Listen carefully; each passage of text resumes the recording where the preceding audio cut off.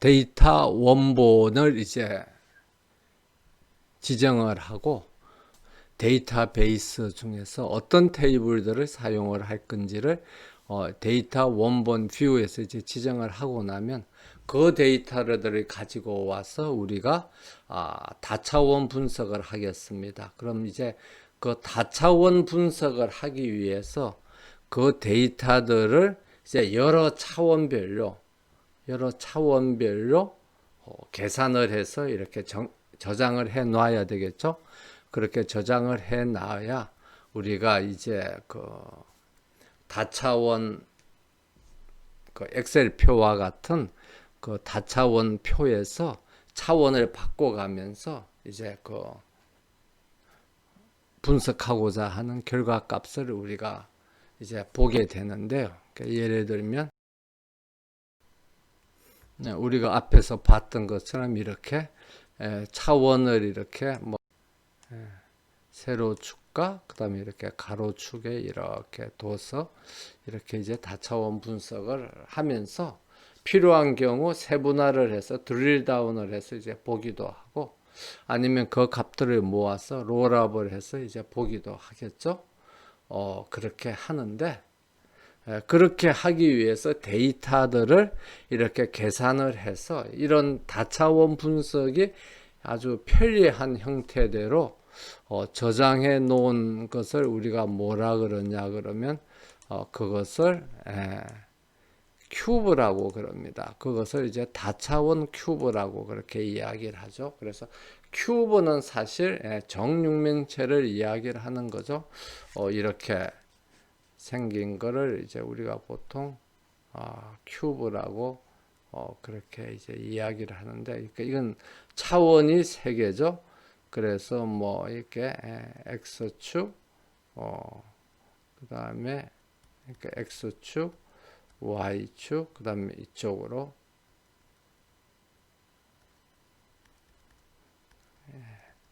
이렇게 z축 이렇게 해가지고 이렇게 되어 있는 걸 큐브라. 꼭 3개의 차원만이 아니라 4차원, 4개의 차원, 5개의 차원. 이 예제에서는 차원이 예를 들면 하나, 최대한 둘, 셋, 넷, 다섯, 여섯, 일곱, 8개의 차원을 자유자재를 우리가 바꿔가면서 사용을 하겠죠. 그러면 8개의 차원을 사용하는 이 3차원 큐브 정육면체가 아니라 차원이 8개고 우리가 나타낼 수는 없죠. 그림으로. 그러니까 8차원으로 값을 이제 자유자재로 나타낼 수 있도록 사전에 계산을 해서 이렇게 정리해 놓은 것을 우리가 큐브라고 그럽니다. 그래서 다차원 분석을 하기 위해서는 큐브를 만들어야 되겠죠. 그래서 그러면 우리가 큐브를 만드는 작업을 진행을 하도록 하겠습니다. 그래서 큐브를 선택하고 새 큐브 하면 이제 마법사가 나오고요. 큐브에서 사용할 데이터들을 기존 테이블을 사용을 할 건자 아니면 뭐 새로운 테이블을 만들 거냐 이런 건데 우리는 이 데이터 원본 뷰에서 정한 그 테이블들을 그렇게 사용할 거죠. 그러기 때문에 기존 테이블 사용을 선택을 합니다. 그러면 데이터 원본 뷰에 있는 이제 테이블들이 이렇게 쭉 나타납니다. 그러면 그 중에서 측정값 그룹, 그러니까 우리가 분석할 그 데이터들, 다른 말로 하면 팩트들은 이제 어느 테이블에 있느냐 그 이제 지정을 먼저 해줍니다. 그런데 우리가 테이블 이름도 뭐 팩트라고 정했기 때문에 팩트를 선택을 하면 되고요.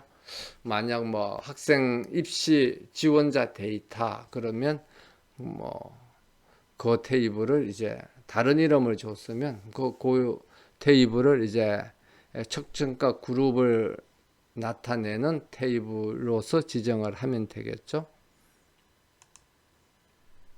그러면 여기에 보면 이제 우리가 분석할 데이터 값들이 이렇게 쭉 나옵니다. 그래서 내신, 면접, 논술, 입상, 실기 쭉 이렇게 나오고 그 다음에 팩트 카운트라는 게 나오는데 이거는 그 해당되는 레코드가 몇 개가 있느냐를 이제 나타내는 거죠. 그러니까 당연히 팩트 카운트도 우리가 사용을 하고요. 그 다음에 이 값들도 따라서 이제 사용을 하면 되겠습니다.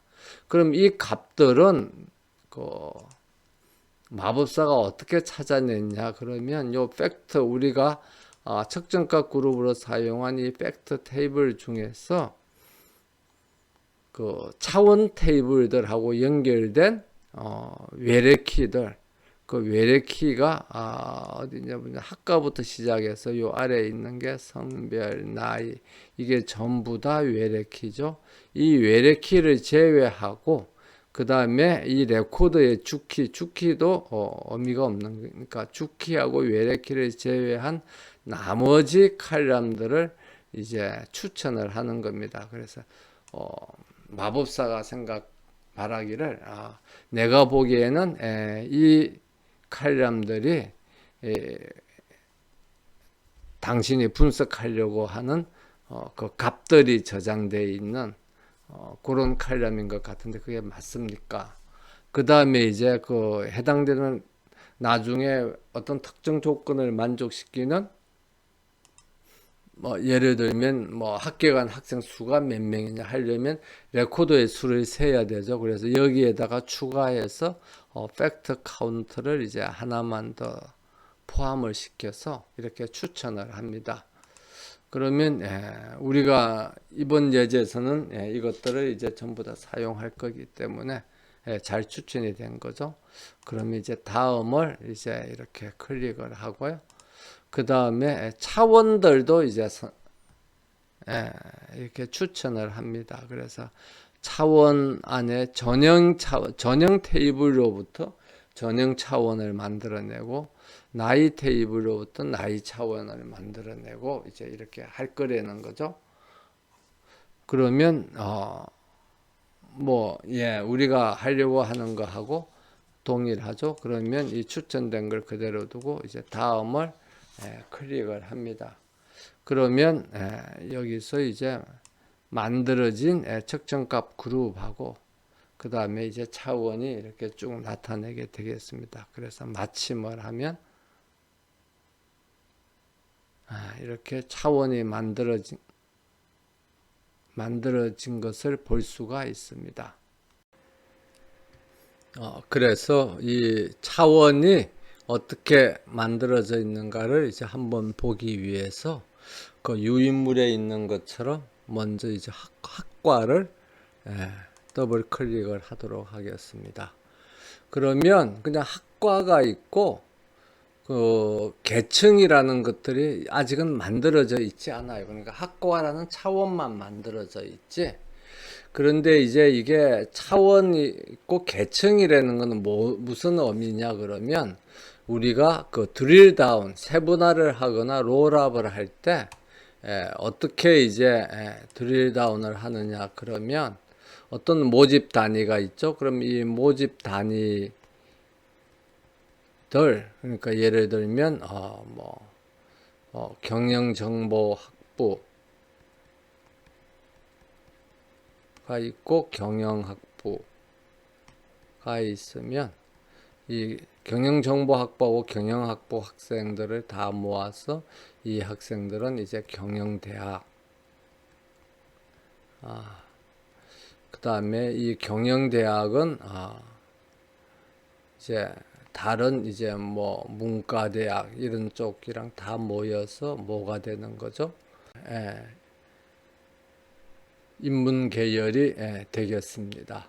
그래서 이렇게 해서 데이터들이 이 나중에 우리가 이 위에서 아래로 이렇게 세분화를 해서 분석하는 것을 세분화 또는 드릴다운이라고 그렇게 이야기했죠. 계속 밑으로 파고 내려오는 거고 요 밑에서 이제 위로 올라가는 것을 뭐 합계 내지는 롤업이라고 이렇게 그래서 이러한 그 계층 드릴다운이나 롤업 관계는 차원 데이터들을 우리가 만들 때 해당되는 각각의 그 계층별 단위들이 어떻게 이렇게 드릴 다운이 되고 롤업이 되는지를 이렇게 정의를 해 놨습니다. 그래서 우리가 이러한 관계를 이제 여기 계층에 표시를 해 줘야 되거든요. 그런데 여기서 ID라는 건 하나의 레코드만 나타내는 겁니다. 그러면 여기에 계열과 단과대와 모집 단위가 이제 전부 다 데이터 원본 뷰에는 이런 칼럼들이 있는데 지금 우리가 사용할 그 차원에는 이 칼럼들이 아직 다 이렇게 옮겨오지 않았거든요. 그랬기 때문에 이 칼럼들을 이렇게 이쪽 차원으로 이렇게 다 가지고 옵니다. 그러면 이제 비로소 이 칼럼들, 이 속성들을 내가 사용을 하겠다 하는 걸 이제 지정을 해 주는 거죠. 그런데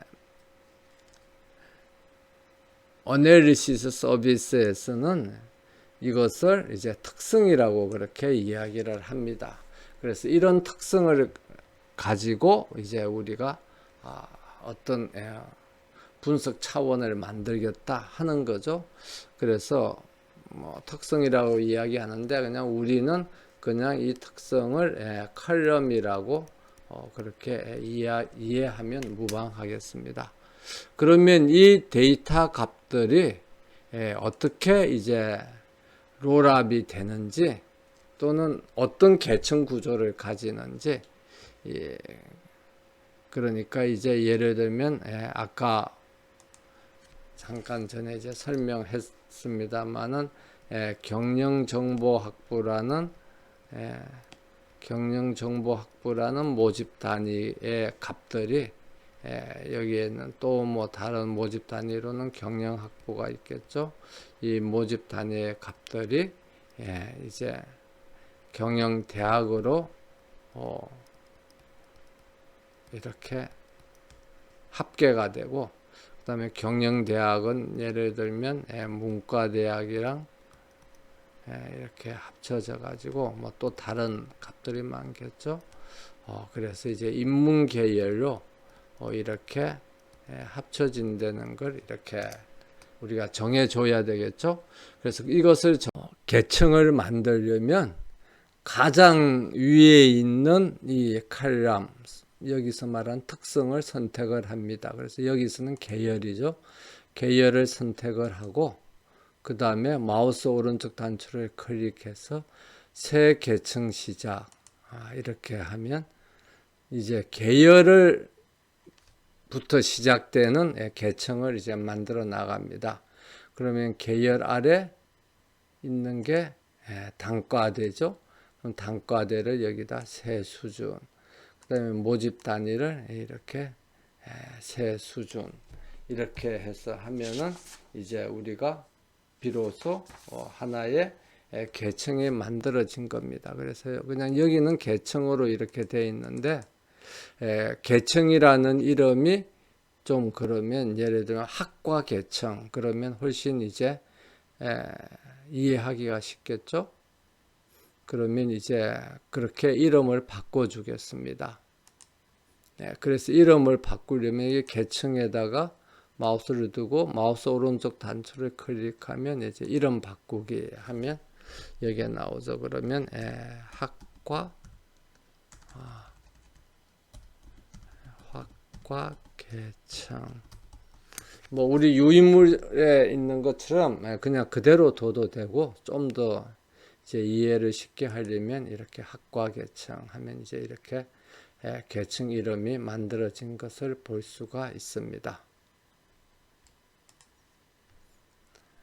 그 다음에 이제 특성 관계를 이렇게 클릭을 해 보면 개별 레코드가 이제 아이디가 개별 레코드를 나타내거든요.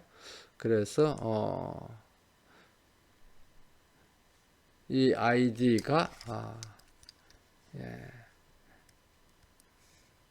이게 하나의 개별 레코드를 이제 개별 레코드를 나타냅니다. 개별 레코드를 나타내는데 개별 레코드의 값들이 이제 모집 단위로 집계가 되고 단가대로 집계되고 계열로 집계가 된다는 걸 나타냅니다. 그래서 뭐 우리 책에서는 유인물에서는 그냥 이걸 그대로 뒀는데 사실 모집 단위의 값이 집계가 되면 그 값이 다시 뭐로 되는 거죠? 단가대로 되는 거죠. 그 다음에 그 값이 다시 계열로 되는 겁니다. 그러면 그 단가대의 값을 계산하기 위해서 이 개별 레코더의 값들을 다 모을 필요 없이 뭘 모으면 됩니까? 모집 단위의 값을 모으면 되죠. 그렇게 되면 훨씬 우리가 효율적으로 계산을 할 수가 있습니다. 그래서 좀 더 이제 효율적으로 계산을 하려고 하면은 지금 이 상태로 두는 것보다는 다른 상태로 이제 바꿔 주는 게 좀 더 효율적인데 지금은 아주 초보적으로 우리가 한번 실습을 하는 거니까 그대로 두기로 하겠습니다. 그래서 이렇게 해서 각 레코더의 값들이 이제 모집 단위, 단가대, 계열료 이렇게 합산이 되는구나 하는 걸 볼 수가 있습니다. 그러면 이제 동일한 방법으로 다른 차원 테이블에 대해서도 다 계층을 만들어 주면 되겠습니다. 그래서 예를 들면 나이에 대해서도 계층을 만들어 주면 대분류, 중분류, 소분류를 여기로 다 보내고 세분류를 보내고 그 다음에 대분류 아래 이제 세 계층을 시작해서 그 다음에 중분류, 그 다음에 세분류. 그래서 여기서 요 이름을 보면 이름은 가나다 순으로 정렬이 되죠. 그래서 이 이름은 이제 가나다 순으로 정렬이 되기 때문에 우리가 만들려고 하는 계층하고는 다르죠. 그러니까 계층을 넘길 때는 그 순서대로 해서 이제 넘기면 되고요. 그 다음에 뭐 계층을 그대로 둬도 되고, 이름 바꾸기를 해서 뭐 예를 들면 나이 계층이다 이렇게 바꿔줘도 되겠습니다. 그 다음에 이제 성별을 하면은 성별은 뭐 아무 계층이 없죠. 그렇지만 이제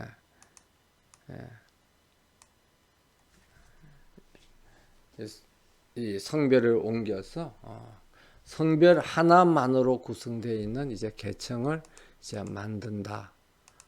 그렇게 하면 되겠습니다. 그래서 이름을 바꿔서 성별 계층. 그래서 저장. 이전에 있는 것들도 다 이제 하고, 그 다음에 전형도 정원 구분부터 시작해서 다 해서 열의 세 특성 이렇게 하면 한꺼번으로 이렇게 다 가게 되겠습니다. 그래서 세 계층을 그러면 가장 상위를 나타내는 칼라민 정원 구분을 해서 세 계층 시작해서 그 다음에 전형 시기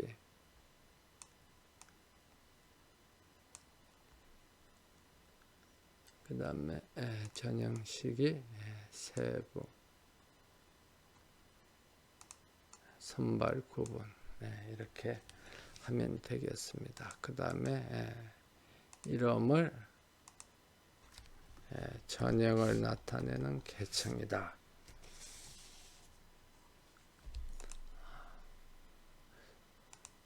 이렇게 하고요. 그 다음에 합격 상태에도 이제 해서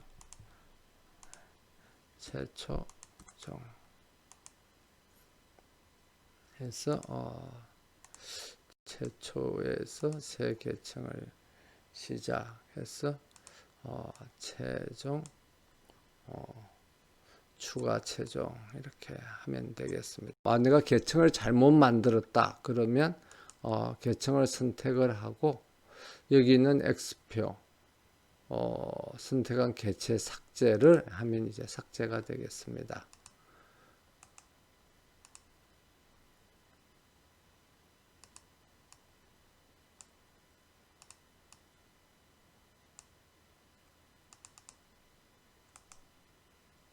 그래서 이름 또한 예를 들면 합격 상태 계층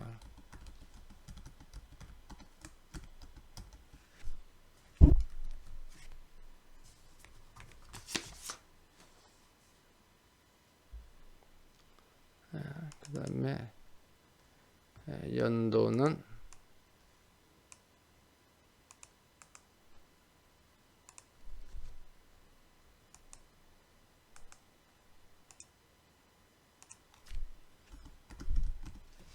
연도 계층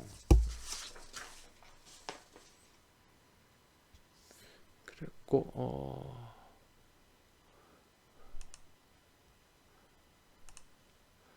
그 다음에 전형은 우리가 먼저 했죠. 먼저 했고 그 다음에 지역 하면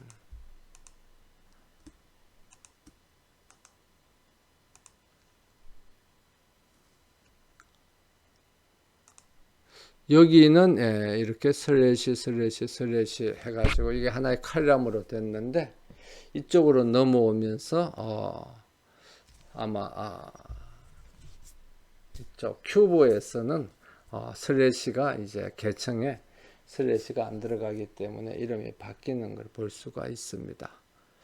그래서 시도를 선택해서 새 계층 시제 해서 시도 아래 구시를 가져다 놓고 그 아래 동구를 갖다 놓고 그 아래 학교명을 가져다 놓고 그 다음에 이름 바꾸기를 해서 지역 계층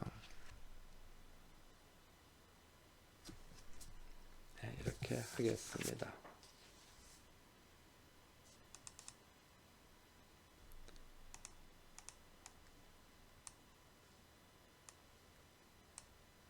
그 다음에 졸업 구분에 대해서는 이름 바꾸기 해서 졸업 계층 하고요. 그럼 이렇게 하면은 이제 모든 것이 다 이제 계층이 만들어졌습니다. 그러면 모두 저장을 클릭을 하고 윈도우가 너무 많이 이렇게 열려 있으니까 다 닫도록 하겠습니다. 그래서 그 다음에 데이터 소스 뷰 하고는 이제 그대로 두고 그 다음에 마지막으로 이제 우리가 다 만들었으니까 이제 큐브를 빌드를 해야 되죠. 그래서 큐브를 처리를 하고 빌드를 해 주겠습니다. 그럼 이제 실제 우리가 지금까지 설계한 그 계층 차원에 따라서 그 다음에 팩트 우리가 분석하고자 하는 사실 값으로 정해준 것들을 대상으로 해서 이제 차원을 사용해서 큐브를 만들게 되겠습니다.